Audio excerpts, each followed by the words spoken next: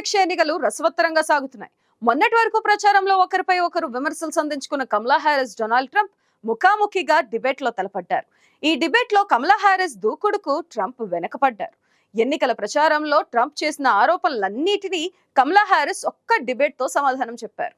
కమలా Harris చేసిన వాదనలను తట్టుకోలేకపోయిన Trump మధ్యలో అసహనానికి గురయ్యారు. గట్టిగా మాట్లాడుతూ కమలా హారిస్ ను జోక్యం చేసుకోవద్దంటూ హెచ్చరించడం వంటి చర్యలకు పాల్పడ్డారు. దీంతో ట్రంప్ వ్యవహార శైలిపై రిపబ్లికన్ పార్టీ నేతలే మండిపడుతున్నారు.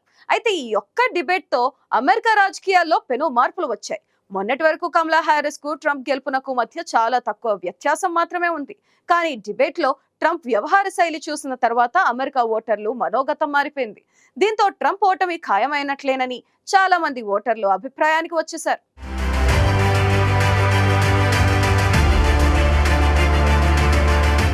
అమెరికా అధ్యక్ష ఎన్నికల్లో ప్రెసిడెన్షియల్ డిబేట్లు కీలక పాత్ర పోషిస్తాయి.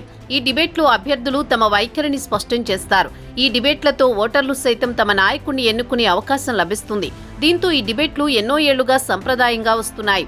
నవంబర్లో జరగనున్న అమెరికా అధ్యక్ష ఎన్నికల కోసం తొలిసారిగా కమలా హారిస్, డొనాల్డ్ ట్రంప్ ముఖాముఖి తలపడ్డారు. పెన్సిల్వేనియాలో వారిద్దరి మధ్య జరిగిన డిబేట్ వాడి వేడిగా జరిగింది. నేషనల్ కాన్స్టిట్యూషన్ లో జరిగిన ఈ డిబేట్ లో డొనాల్డ్ ట్రంప్ పై కమలా హారిస్ పైచేయి సాధించారు. అమెరికా ఆర్థిక వ్యవస్థ, వలసలు, గర్భ విచ్ఛిత్తి, ఉక్రెయిన్, ఇజ్రాయెల్ వార్ పై ప్రధానంగా వారిద్దరి మధ్య చర్చ జరిగింది. ఈ డిబేట్ లో ట్రంప్ తన ఎమోషన్స్ ను అదుపు చేసుకోలేకపోయారు. సాధారణంగా వాదోపవాదాల్లో ప్రత్యర్థులు మధ్యలో కల్పించుకోవడం చూస్తుంటాం. అయితే దాన్ని కూడా ట్రంప్ ఓర్వలేకపోయారు. మధ్యలో కల్పించుకోవద్దంటూ కమలా హారిస్ ను హెచ్చరించారు. ఇలా ట్రంప్ వ్యవహార శైలి రిపబ్లికన్లను సైతం అసంతృప్తికి గురిచేసినట్లయింది. అమెరికా వైస్ ప్రెసిడెంట్ గా ఉన్న కమలా హారిస్ ఈ 3.5 సంవత్సరాలు ఏమీ పని చేయలేదని ట్రంప్ ఎన్నోసార్లు విమర్శించారు.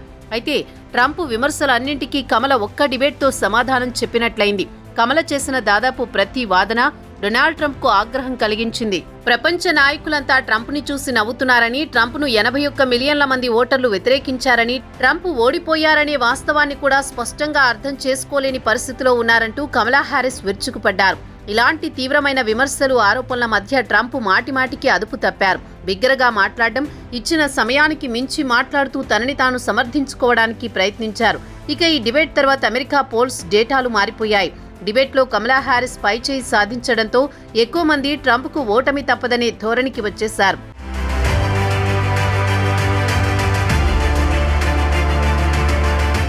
ఎన్నికల్లో కీలకమైన డిబేట్ ముగిసిన వెంటనే ప్రముఖ పాప్ సింగర్ టేలర్ స్విఫ్ట్ ఇన్స్టాగ్రామ్లో కమలా హారిస్ కు మద్దతుగా పోస్టు పెట్టారు. డెమోక్రటిక్ అభ్యర్థికి మద్దతు ఇస్తున్నట్లు పోస్టులో పేర్కొన్నారు.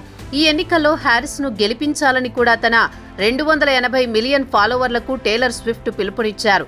అయితే డిబేట్ తర్వాత CNN, SSRS నిర్వహించిన పోల్లో అనూహ్యంగా కమలా హారిస్ కు బలం పెరిగింది.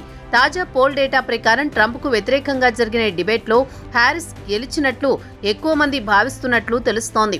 డిబేట్లో ఎవరు గెలుపొందారు అనే ప్రశ్నపై డిబేట్ను చూసిన వీక్షకుల్లో 63% మంది హారిస్ అని చెప్పగా 37% మంది మాత్రం ట్రంప్ మంచి ప్రదర్శన ఇచ్చారని అన్నారు.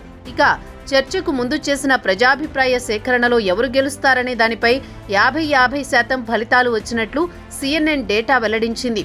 ఇక ABC డిబేట్ ముగిసిన గంటలోపు హారిస్ క్యాంపెయిన్ టీం అమెరికన్ ఓటర్లకు ఒక ఈమెయిల్ పంపింది. మరో డిబేట్కు ట్రంప్ సిద్ధమా అంటూ అందులో పేర్కొంది. అయితే దీనిపై స్పందించిన డొనాల్డ్ ట్రంప్ ABC డిబేట్లో కమలా హారిస్ ఘోరంగా ఓడిపోయింది కాబట్టి వెంటనే మరో డిబేట్కు వస్తానని అంటోందని అన్నారు. అయితే ఒకవేళ రెండో డిబేట్ నిర్వహిస్తే దానికి తాను వస్తారా అనే ప్రశ్నకు మాత్రం ట్రంప్ తిరస్కరించారు.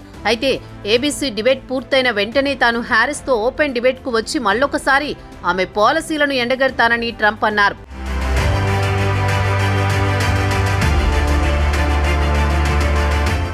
ఆగస్టు 23 నుంచి 27 తేదీలలో జరిగిన ABC న్యూస్ ఇప్సోస్ పోల్ ప్రకారం 56% మంది కమలా హారిస్ తన ప్రచారంలో అద్భుతంగా పనిచేస్తున్నారని చెప్పారు. ట్రంప్ ప్రచారం గురించి 41% మంది సానుకూలంగా ఉన్నారు. ఇక అమెరికాకు అధ్యక్షులుగా ఎవరు ఉంటే బాగుంటుందనే సర్వేలో 53% మంది కమలా హారిస్ కు మద్దతు ఇవ్వగా ట్రంప్కు సానుకూలంగా 47% మంది మద్దతు పలికారు. ప్రస్తుతం కమలా హారిస్ 538 జాతీయ పోలింగ్ సగటులో ట్రంప్ కంటే 3 పాయింట్లతో ముందంజలో ఉన్నారు. అయితే గత కొద్ది రోజులుగా కమలా హారిస్ ప్రచారంలో దూకుడు తగ్గిందనే విమర్శలు గట్టిగా వినిపించాయి. అయితే వాటన్నింటినీ ఒక్క డిబేట్తో కమలా హారిస్ తుడిచిపెట్టేశారు. ఎన్నికల ప్రచారంలోకి కమలా హారిస్ ఆలస్యంగా వచ్చినా ప్రజల నుంచి మద్దతును కూడగట్టుకోవడంలో సక్సెస్ అయ్యారు. తక్కువ టైంలోనే ఆమె ప్రచారానికి పార్టీలో కీలక నేతల మద్దతు మాత్రమే కాక ప్రజల నుంచి మంచి స్పందన లభించింది. మరోవైపు కమలా హారిస్ కు మహిళల మద్దతును సైతం రోజురోజుకు పెరుగుతోంది. అబార్షన్లపై ఆమె తన వైఖరిని స్పష్టంగా చెప్పేశారు. అది మహిళల హక్కు అంటూ ఆమె కుండబద్దలు కొట్టారు. ఇది ఇలా ఉండగా Trump running mate JD Vance గతంలో కమలా హారిస్ ను ఉద్దేశించి అన్న మాటలను డెమోక్రాట్లు ఇప్పుడు వైరల్ చేస్తున్నారు. పిల్లలు లేని స్త్రీల దైనందిన జీవితం దయనీయంగా ఉందని, వారు దేశాన్ని కూడా అలాగే దయనీయంగా మార్చాలని అనుకుంటారని, డెమోక్రాట్ల భవిష్యత్తును పిల్లలు లేని వ్యక్తులు నియంత్రిస్తున్నారంటూ చేసిన వ్యాఖ్యలు తీవ్ర దుమారం రేపాయి. మరోవైపు ప్రచారంలో కమలా హారిస్ దూకుడును తట్టుకోలేకపోతున్న డొనాల్డ్ ట్రంప్ ఆమెపై వ్యక్తిగత విమర్శలు చేయడం కూడా ఆయనకు నెగటివిటీ తీసుకొస్తోంది. ఎన్నికలు దగ్గర పడుతున్న వేళ ట్రంప్ వ్యక్తిగత విమర్శలను పక్కన పెట్టి ప్రచారంపై దృష్టి పెట్టాలని రిపబ్లికన్లు కోరుతున్నారు.